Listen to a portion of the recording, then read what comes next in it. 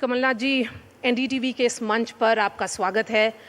आज का दिन काफ़ी ख़ास है। एनडीटीवी का first regional channel Madhya Pradesh Chhattisgarh launch हो रहा है। फोकस और विजन जो संजय पुगलिया ने बताया, हमारे जो एडिटर इन चीफ हैं, उनका कहना है कि ये एक हाइपर लोकल रहेगा, लोकल इश्यूज़ पे बात करेगा और पॉजिटिव इश्यूज़ पे बात करेगा। आपको सबसे पहले बधाई। आज आपका चैनल लॉन्च हो रहा है और मुझे उम्मीद है कि जो कर्तव्य है प्रेस का, जो प्रेस का दायित्व है, आप सब इसका पालन करेंगे। अभी आपने कहा कि शिवराज सिंह जी इसके पहले यहाँ आए थे। मुंह चलाने में और प्रदेश चलाने में बहुत अंतर होता है। तो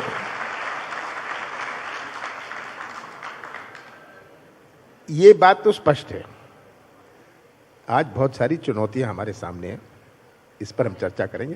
चलिए शुरू करते हैं। कमलनाथ जी, आपने 5 गारंटी का अनाउंसमेंट किया और उसके बाद शिवराज सिंह चौहान भी बहुत सारे अनाउंसमेंट्स कर रहे हैं। कल हमने देखा कि अमित शाह जी ने उनका रिपोर्ट कार्ड रिलीज किया और ये भी कहा कि एक बीमारू राज्य को उन्होंने विकसित राज्य बना दिया है। आप कॉमर्स एंड इंडस्ट्रीज मिनिस्टर रहे हैं, इकोनॉमी के जानकार भी हैं। मेरा सवाल आपसे 2 है। अगर राज्य प्रॉस्परस और डेवलप्ड है तो फिर लोग आपको मौका क्यों दें? और दूसरा ये है कि क्या गारंटी के बिना काम हो सकता है? आपने एक सवाल में 3-4 सवाल पूछ लिए हैं। सबसे पहले तो आपने कहा कि शिवराज सिंह जी ने ये अनाउंसमेंट्स करे हैं।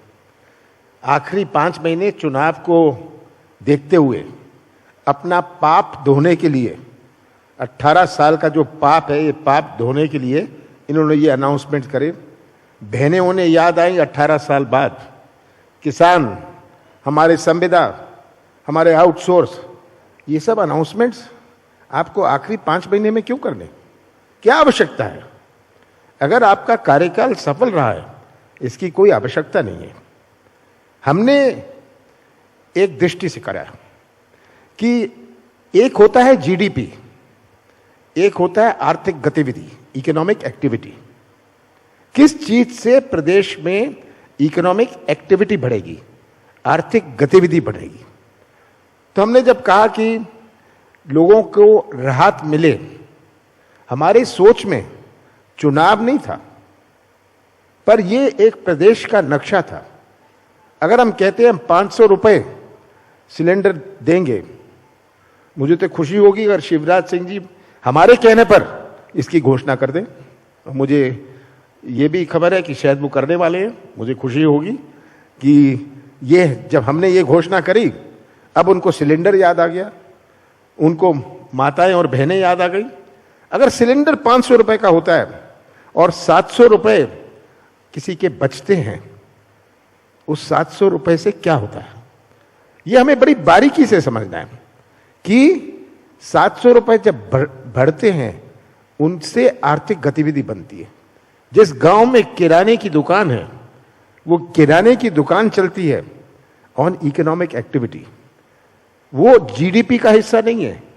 जिसका पान का ठेला है, जिसका छोटा सा ढाबा है, वो जीडीपी का हिस्सा नहीं है, पर हमारे आर्थिक गतिविधि का हिस्सा है।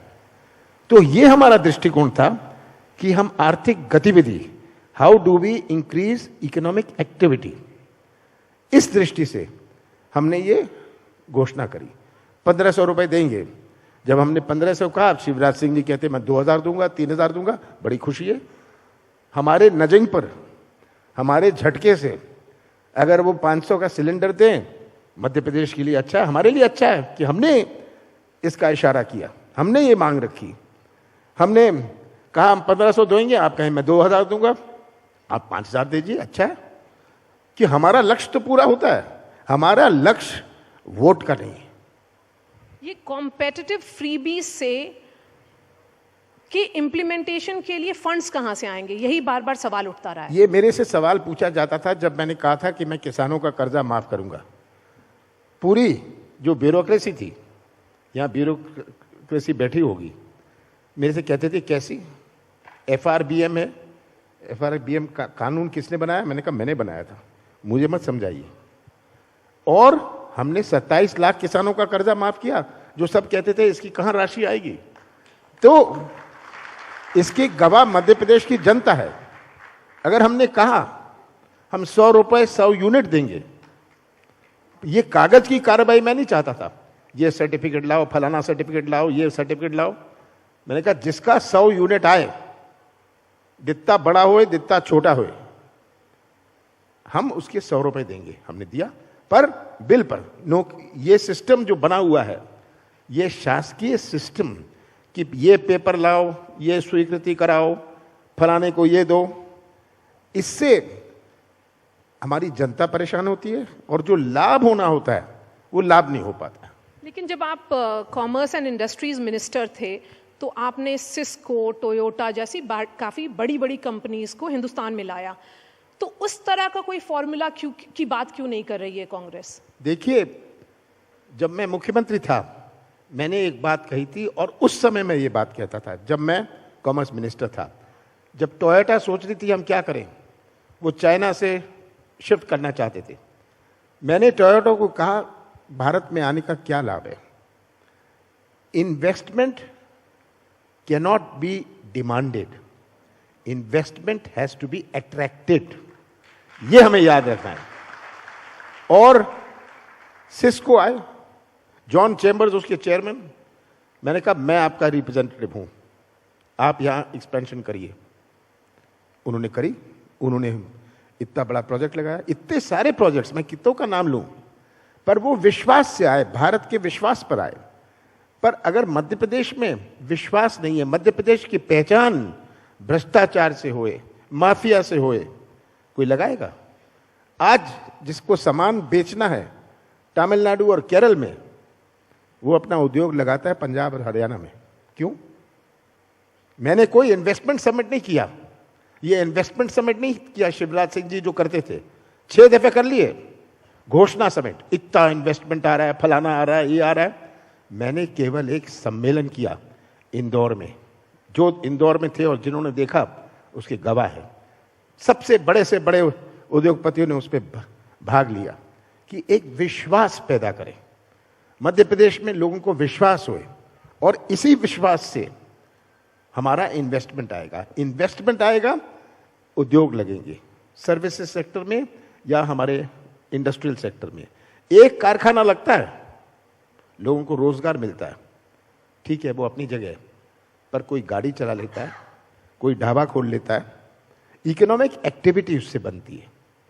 तो हमें ये सब बातें समझनी है।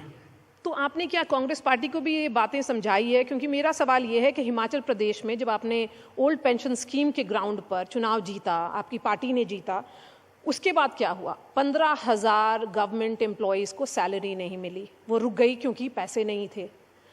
उसी तरह की सवाल ये भी उठ रहा है कि आप लोगों ने 45,000 करोड़ का कर्नाटका के एक्सचेकर पे बर्डन डाला है 5 गारंटी के अनाउंसमेंट के लिए। मैं फिर से आपके उस वक्त पे जाऊंगी जब आप कॉमर्स और इंडस्ट्रीज मिनिस्टर थे, जब आपने किसानों की वेलफेयरिज्म की बात की थी और एनवायरनमेंट मिनिस्टर के तौर पर डेवलप्ड कंट्रीज़ के इश्यूज़ की बात की थी। तो वो नया इशू था, एक नए थॉट्स थे। तो वो आइडियाज़ कहाँ गए कमलनाथ जी? वही फॉर्मूला पर कांग्रेस क्यों लड़ रही है चुनाव? आपने एनवायरनमेंट मिनिस्टर की बात करी। मैं पृथ्वी सम्मेलन, मैं पर्यावरण मंत्री था जब पृथ्वी सम्मेलन हुआ, 92 की बात है। कितनों ने सुना था एनवायरनमेंट की ये बात? कितनों ने बायोडाइवर्सिटी की बात करी थी? और सबसे जो प्रदूषण फैलाने वाले देश, मैंने उनका मुकाबला किया। मैंने कहा आप हमें पाठ पढ़ाने आए हैं जिनकी पर कैपिटा पोल्यूशन क्या है और हमारी पर कैपिटा पोल्यूशन क्या है। पोल्यूटर मस्ट पे प्रिंसिपल पर मैंने स्टैंड लिया। मेरे से सब कहने लगे आप ये बड़ी कंट्रीज को टेक ऑन कर रहे हैं। मैंने कहा मैं बिल्कुल टेक ऑन कर रहा हूं। मैंने कहा हमारे जो जंगल हैं, फॉरेस्ट हैं, स्वीडन में ये रेवेन्यू रिसोर्स हैं, हमारे देश में हमारे फॉरेस्ट रेवेन्यू रिसोर्स नहीं है। अगर हम अपना जंगल काट लें हमें कोई पैसों की जरूरत नहीं है, पर हम अपने जंगल, अपना फॉरेस्ट रेवेन्यू रिसोर्स नहीं बनाते, रेवेन्यू का संसाधन नहीं बनाते। ये हमारे लिए बायोडाइवर्सिटी है। तो आपने पर्यावरण की बात करी, अब मैंने उनसे मुकाबला किया। मैंने कहा जो सबसे प्रदूषण फैलाने वाले देश हैं उनको पोल्यूटर मस्ट पे। उसके बाद ये क्लाइमेट चेंज ट्रीटी हुई, उस वे शुरुआत थी। जब मैं कॉमर्स मिनिस्टर था बहुत झगड़ा किया मैंने। मैं तो बिल्कुल एक विलेन के शैतान, सब इंटरनेशनल प्रेस मुझे शैतान कहती थी। क्यों? क्योंकि मैंने कहा कि मैं अपने किसानों की रक्षा करूंगा, और आप जो सब्सिडी देकर आप एक्सपोर्ट करना चाहते हैं, मैं इस पर ट्रिपल ड्यूटी लगाऊंगा। हम आपके सब्सिडी नहीं इंपोर्ट करने वाले। हमारा किसान आपके किसान से मुकाबला कर सकता है, पर आपके पैसों और आपके ट्रेजरी से मुकाबला नहीं कर सकता। तो ये स्टैंड मैंने भारत के किसानों के लिए लिया कि हमारा कृषि क्षेत्र सुरक्षित रहे। नहीं तो आप इंटरनेट पर देखिए, शक्कर पर अमेरिका का कितनी सब्सिडी है। सब्सिडी देते हैं और वो कहते हैं हम शक्कर आपको एक्सपोर्ट करेंगे। ये प्रश्न थे, तो इसका मैंने मुकाबला किया। मैंने कहा मैं बिल्कुल नहीं करूंगा, और मेरे पीछे बहुत सारे लोग भी पड़े इसके बारे में। झगड़े की बात की आपने, तो मैं आपके पार्टी के विदिन के झगड़े की बात करूंगी अब। और ज्योतिरादित्य सिंधिया आपके साथ नहीं है, अब वो भाजपा के साथ हैं। इस बार चुनाव वो लड़ेंगे। भाजपा ने खास तौर पर ग्वालियर रीजन पे फोकस किया है क्योंकि उनको लगता है कि वहाँ पर शायद इम्प्रूवमेंट हो सकती है। कितना नुकसान हो सकता है ज्योतिरादित्य सिंधिया फैक्टर से? अभी हाल में 10-12 महीने पहले मेयर का चुनाव हुआ ग्वालियर में, महापौर का चुनाव। 35 साल बाद कौन जीता? कांग्रेस जीती। मुरैना में चुनाव हुआ मेयर का, कौन जीता? कांग्रेस जीती। आज तो बीजेपी में शिवराज, महाराज और नाराज, इन 3 भागों में बटा हुआ है। ये है हालत। और आम जनता, बहुत परिवर्तन हुआ है मतदाताओं में। हमें ये बात कभी नहीं। कमला जी एक मिनट, आपने बात की कांग्रेस जीती, तो आपका ये कहना है कि वो ज्योतिरादित्य सिंधिया कोई फैक्टर नहीं है ग्वालियर में, वो कांग्रेस के वोटर्स? देखिए, अगर जीती, क्या प्रभाव किसका है मैं इसमें नहीं जाना चाहता। एंड में तो बॉटम लाइन जो है, कांग्रेस जीती। किसका प्रभाव था किसका नहीं था ये छोड़िए बात। आज मतदाता बहुत होशियार है। आज मैं तो 44 साल से चुनाव लड़ रहा हूं, जीत रहा हूं, पर कितना अंतर है राजनीति में। जिनको आप ज्ञान देने जाते थे वो आपको ज्ञान देने के लिए तैयार है। आज का मतदाता सब समझता है। और ये शिवराज सिंह जी की जो राजनीति, नारियल फोड़ने की, सड़क होए पुलिया होए, नारियल जेब में रखते हैं, नारियल फोड़ने निकलते हैं, नारियल टूटता नहीं, सड़क टूट जाती है, पुल टूट जाता है।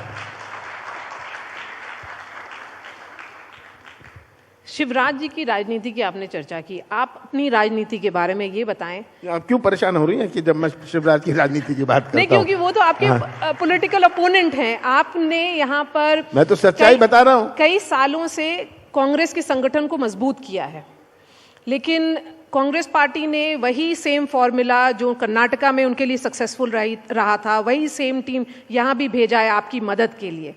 कांग्रेस कितना इन्वॉल्व है आपकी इस चुनावी रणनीति में? कर्नाटक से हमारी तुलना मत करिए। एल.के. अडवाणी जी ने अपने किताब में लिखा है कि मध्य प्रदेश लेबोरेटरी है आरएसएस की। 18 साल से ये यहाँ है। हमारा मुकाबला केवल बीजेपी से नहीं है, हमारा मुकाबला बीजेपी के संगठन से है। और मेरा प्रयास रहा है कि हम अपने संगठन को मजबूत करें। हम पहले मान लेते थे ये गांव कांग्रेस का है, ये मकान कांग्रेस का है। आज कोई परंपरागत मकान या गांव ना बीजेपी का है ना कांग्रेस का है। बाप बेटा भाई भतीजा चाचा चाची अलग अलग वोट देंगे। ये आज राजनीतिक परिवर्तन हुआ है, बहुत जागरूकता है। आप इतना जनता को मूर्ख बना लीजिए। आपने कहा अभी ये आए थे रिपोर्ट कार्ड देने हैं, अंत में तो जनता का रिपोर्ट कार्ड चलने वाला है ना।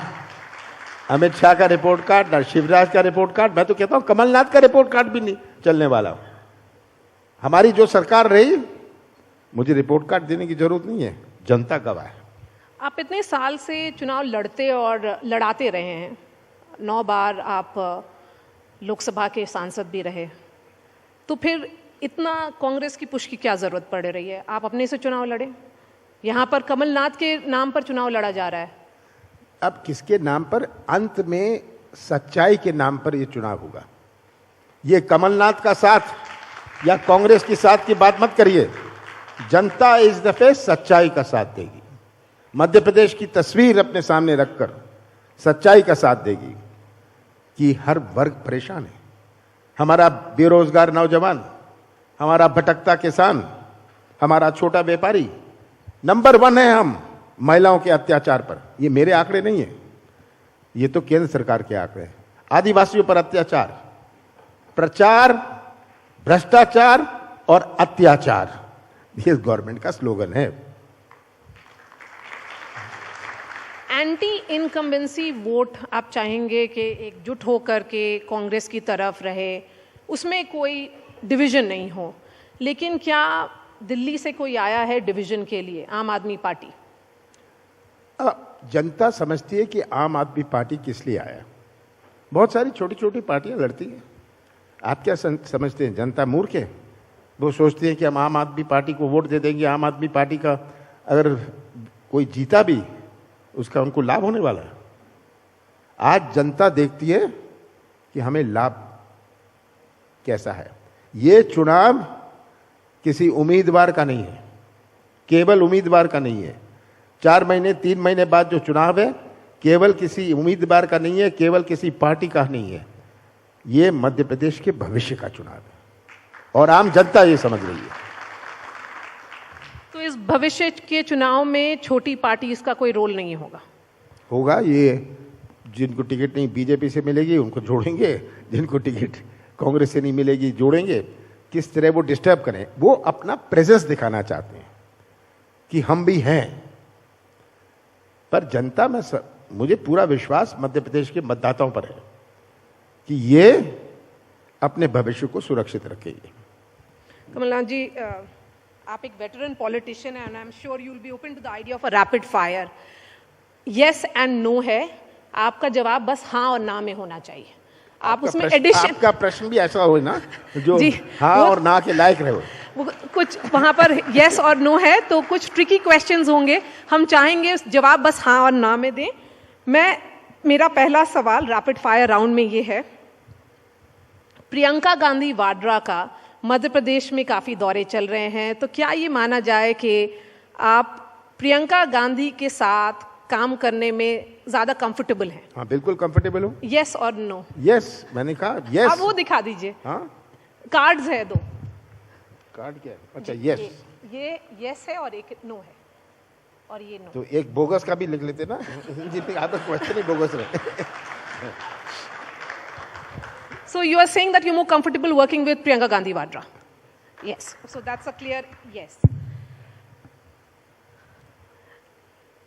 आपने छिंदवाड़ा को 9 बार लोकसभा में रिप्रेजेंट किया है। आप 2014 में प्रोटेम स्पीकर भी थे। क्या एक और बार वहां से लड़ने की ख्वाहिश है?